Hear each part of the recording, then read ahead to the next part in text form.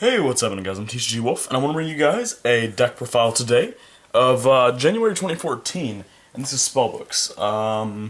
So yeah, starting out, we play 3 Spellbook of Judgment. No, I'm kidding.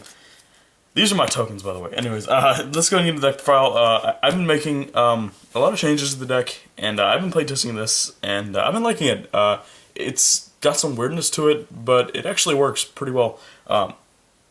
And you'll see what goes on through the deck. So yeah, this is 2014, April 2014 Banlist. If Konami's not messing with us, so yeah. Starting out, we play the 3 Spellbook Magician of Prophecy. Not really an explanation there. The only time you wouldn't play it is if you were playing Reaper. And then carry on to play the 3 Temperance of Prophecy and the 2 Justice of Prophecy. The main thing is people think that, like, okay, well, you've already seen all your bosses, why would you even summon this? Well, field presence is definitely a thing. You need your monsters. You don't normal summon that much in spellbooks, first of all, she's 16, which is pretty big. He's only 1,000, but, or he or she, whatever. Yeah, you need your field presence, and How Magician is only 500, but obviously he's the Stratos, so...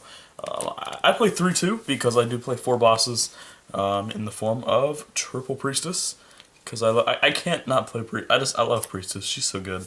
And the One World. A lot of people are gonna think that's really cloggy. As long as you don't draw the world, you're golden. Even if you do draw a world, like, world's not your 100% answer.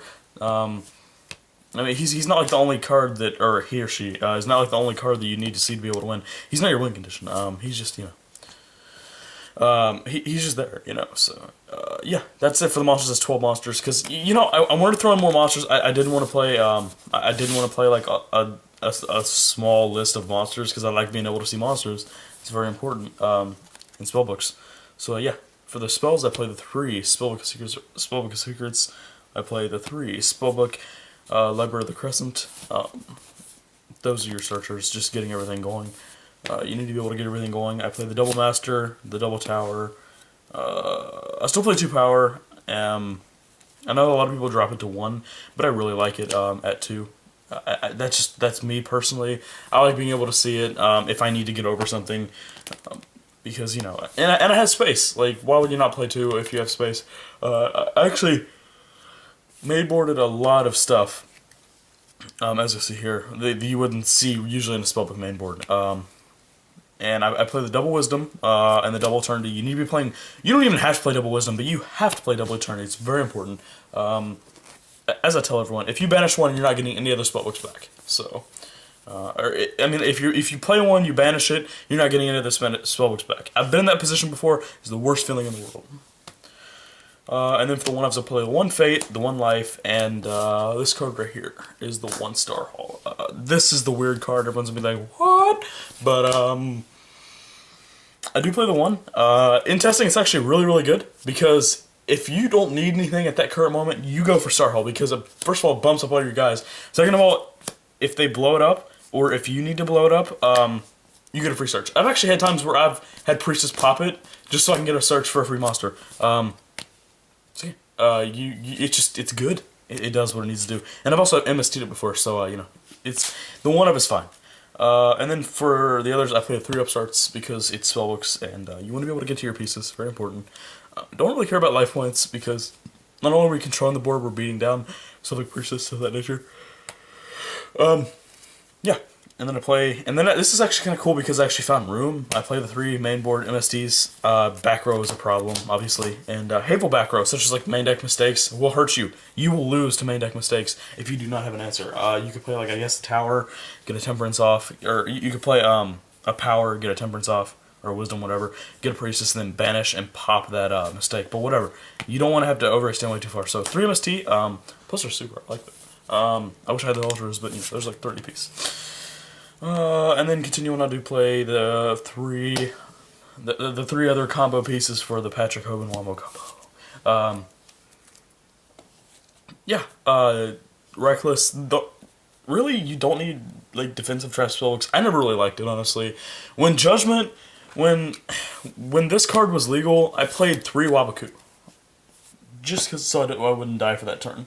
Because next turn I was going off and winning.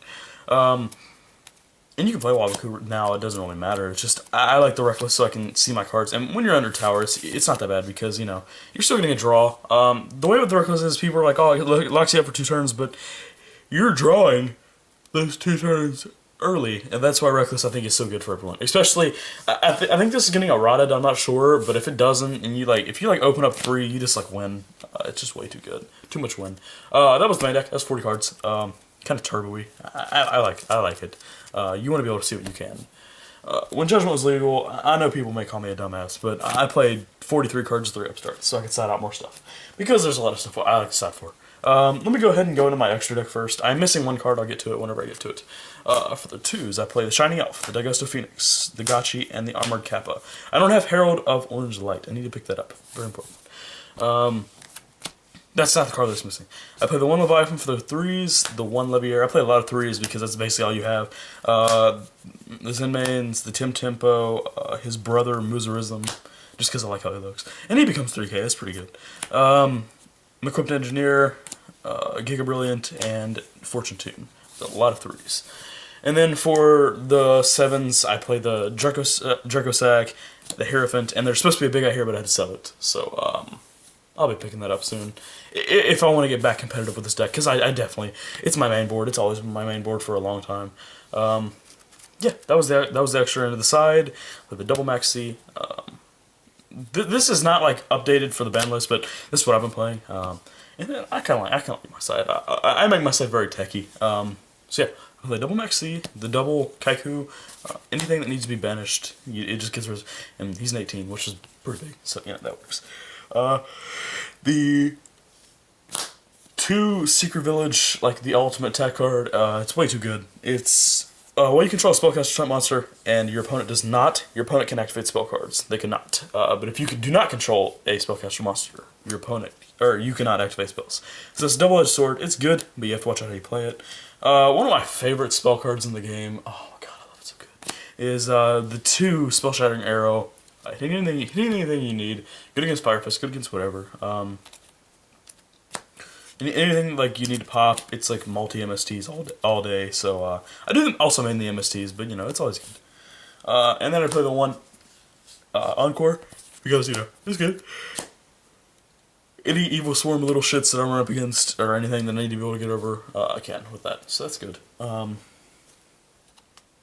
then for the traps, I play my favorite trap, no explanation, double decree, fantastic. The double reverie of the warlords, it's so good. It's so good too. Anything you need to be able to get over. And then I also play my kind of techie choice that I've been playing for a little while.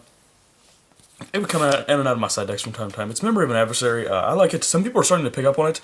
I think the card can actually jump up in price a lot because it's really, really good.